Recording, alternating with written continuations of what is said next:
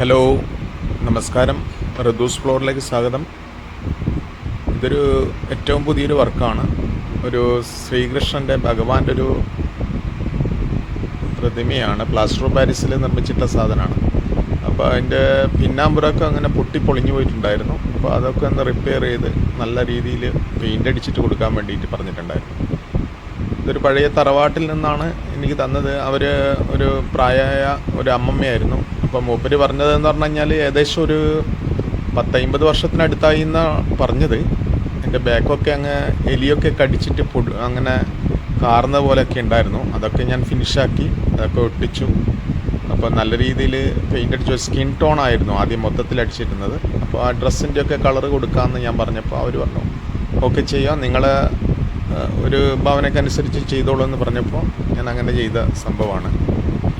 ഈ ഭഗവാന്റെ ഈ ചിത്രം ഇത് ചെയ്തതിന് ശേഷം കല്ലൊക്കെ വെച്ച് ഒട്ടിക്കുക എല്ലാം ഉണ്ടായി. എന്തായാലും ഇഷ്ടപ്പെട്ട് കഴിഞ്ഞാൽ കമൻറ്റ് ചെയ്യുക, ലൈക്ക് ചെയ്യുക. Okay, thank you.